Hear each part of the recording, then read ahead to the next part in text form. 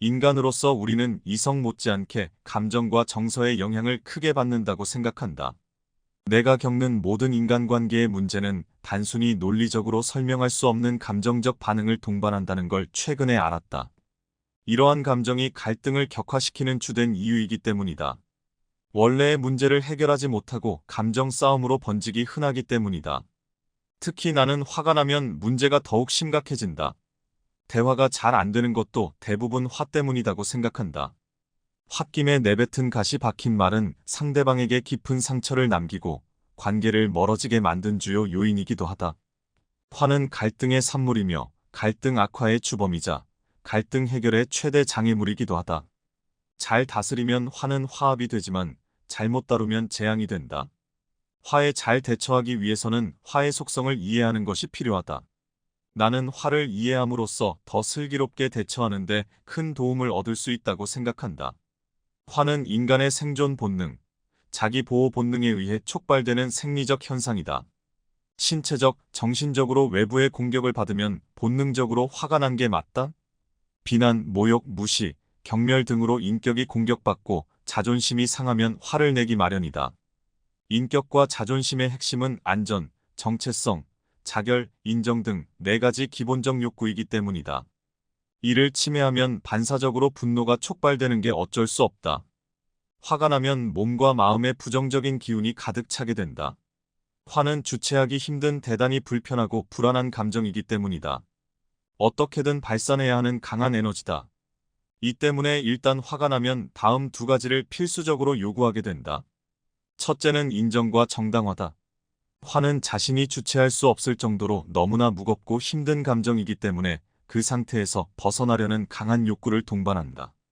화의 표출이 정당화되려면 먼저 화가 난 것이 정당화되어야 한다. 주위 사람, 특히 상대방으로부터 화가 났다는 사실 자체를 인정받고 화가 날 만했다고 정당성을 인정받고 싶어 한다. 두 번째로 필요한 것은 화를 배출할 출구다. 적절한 대상을 찾아 화를 배출해야 한다. 화를 표출하는 대상은 화나게 한 대상과 반드시 일치하지는 않는다. 적절한 대상을 찾지 못할 경우 투사 혹은 전이 현상이 벌어지기도 한다. 이러한 투사나 전이로 인해 자신에게 불리한 결과가 빚어지더라도 상관없다. 일시적으로 정상적인 판단 기능이 마비된 상태이기 때문이다. 내가 겪었던 가장 심각한 화는 아내의 외도를 의심했을 때였다. 나는 아내의 핸드폰이나 지갑을 뒤지고 미행을 해서라도 증거를 찾으려고 애썼다. 증거가 나오지 않을 때 오히려 화가 더 끌어올랐다. 자신에게 유리한 상황인데도 불구하고 나는 외도의 증거가 나오기를 바랬다. 왜 그랬을까? 그 순간 내게 가장 중요한 것은 가정의 평화가 아니라 자신의 화였기 때문이다. 아내가 외도했다는 증거를 찾아야만 내 화가 정당화되고 아내에게 그 화를 쏟아부을 수 있게 되었던 것이다. 많은 재앙이 화로 인해 벌어진다. 그러나 화가 언제나 부정적인 것만은 아니다.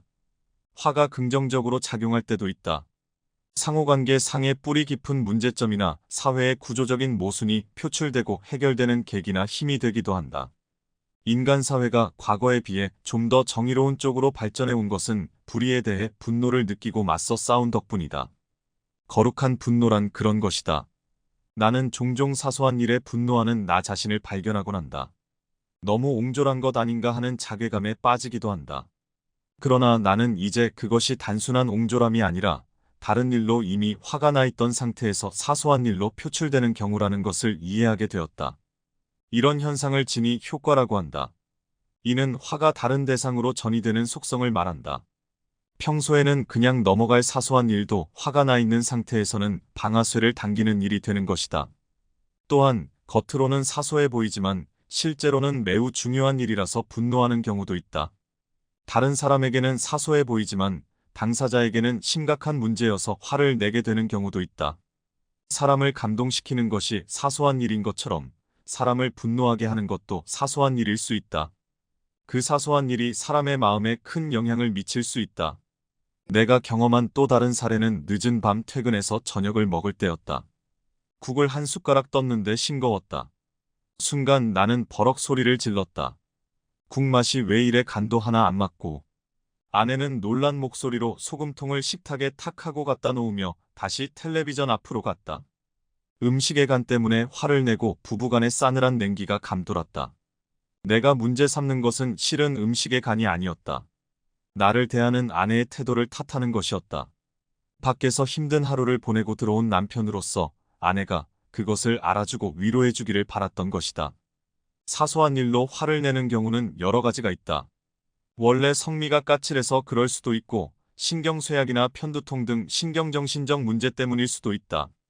하지만 대부분의 경우 심각한 욕구 불만이 근본 원인일 가능성이 많다. 특히 청소년들이 걸핏하면 욕을 하고 짱나라는 말을 습관적으로 내뱉는 것은 인성교육을 제대로 못 받아서가 아니다. 평소 쌓일 대로 쌓인 스트레스를 달리 해소하지 못하기 때문이다. 화가 나면 자신도 모르게 언성이 높아지고 공격적이 된다. 평소에는 생각지도 못했던 험한 말을 퍼붓고 얘기하다가 자리를 박차고 일어나 문을 꽝 닫고 나가기도 한다.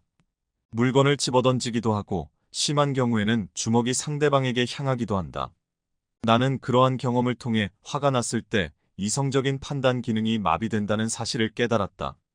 화가 나면 이성적 판단이 마비된 채 방어적, 공격적 본능만이 작동하게 된다. 화는 위험한 것이다. 화를 통제하지 않으면 그것이 나를 통제하게 된다. 급성적인 화보다 더 위험한 것은 만성적인 화다.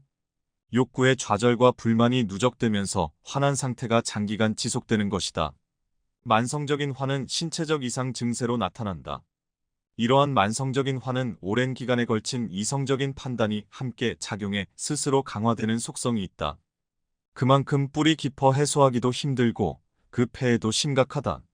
나는 이러한 만성적인 화를 겪으며 그것이 얼마나 위험한지 깨달았다. 화는 자연스러운 현상이지만 그에 어떻게 대처하느냐에 따라 삶의 질이 달라진다. 나는 화의 속성을 이해하고 적절한 대처 방법을 익히는 것이 중요하다는 것을 배웠다. 화가 날 때는 이성적 판단이 마비되기 때문에 미리 대처 방법을 익혀두는 것이 필요하다. 나는 이제 화가 났을 때 더 슬기롭게 대처할 수 있도록 노력하고 있다.